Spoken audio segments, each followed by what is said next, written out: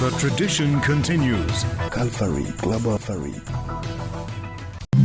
Officials in Gaza say 357 Palestinians have been killed in Israeli attacks since the ceasefire came into effect. Nearly 600 Israeli ceasefire violations have also been recorded. And even though the active fighting has mostly stopped, many Palestinians are still struggling, living in tents under freezing temperatures. Israeli Prime Minister Benjamin Netanyahu has formally requested a presidential pardon in his corruption trials. Netanyahu is the first incumbent prime minister in the history of Israel to face criminal prosecution while in office. His trial began in May 2020 in 3 separate cases.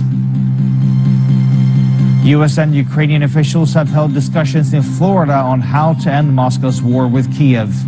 U.S. Secretary of State Marco Rubio said Sunday's talks were productive, but that more work needs to be done.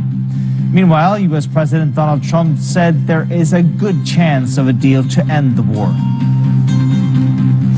Well, they're going along, and they're going along well. We want to stop people from being killed. It doesn't have much to do with us, but I'd like to see if we could save a lot of souls. A lot of people are being killed.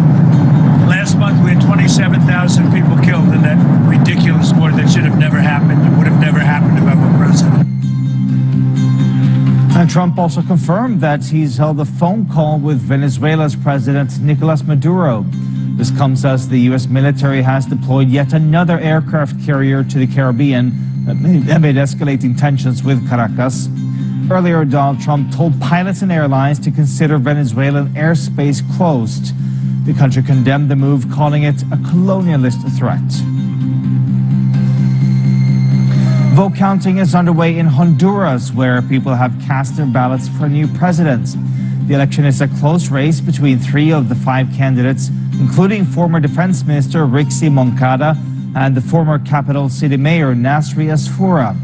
Trump has backed the conservative candidate Asfoura, and Trump's even threatened to cut aid to the country if he doesn't win. But there's also a growing public mistrust in the Honduran electoral process.